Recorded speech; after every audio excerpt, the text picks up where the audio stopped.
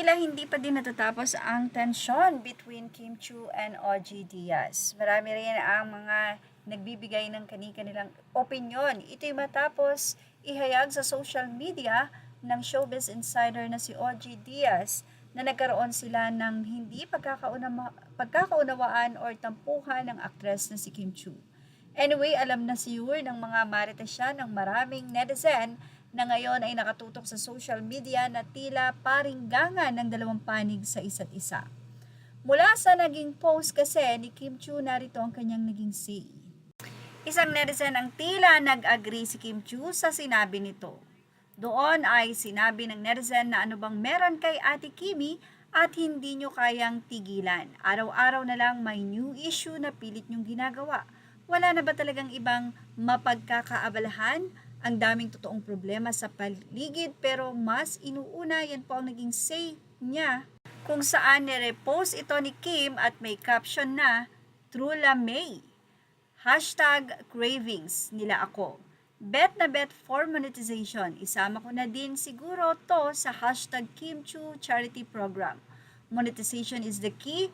You're welcome po. Makatulong man lang sa pang-araw-araw. Narito naman ang tila pagsusumbong ng isang netizen kay OG Diaz.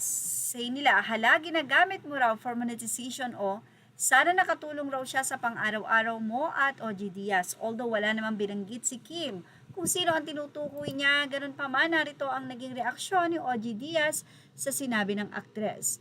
Aniya, salamat po, nakatulong din tayo para makaangat ang isang artista sa mga panahong kailangan nilang makilala at sumikat at ma-monetize din ang career. Well, ang sinasabi dito ni OG Diaz ay ang publicity. Sabi nga, bad publicity and good publicity is still publicity. Lalo sa mga artista, napaka-importante para sa kanila yung laging pinag-uusapan so nagiging relevant ka. Sa pagdating kay Kim Chiu, ito naman ay na-open lang ni OG matapos nga ang naging biruan sa It's Showtime na until now ay hindi pa rin naman nagkakaroon ng nasabi nga pong pagpapaliwanag si Kim Chiu dito. Anyway, ano't ano pa man, ayon nga sa mga netizen na mas malawak ang pangunawa, sana nga daw ay maayos na ito, lalo na at nakikita nila na mabuti at mabait na tao si Kim.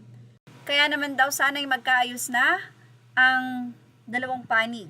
OG Diaz and Kim Chiu, and of course, sa side naman ni Raisa, marami ang nagmamahal kay Raisa at kung ano pa man ang nasi ni Kim, siguro ay hindi naman niya talaga intensyon yon.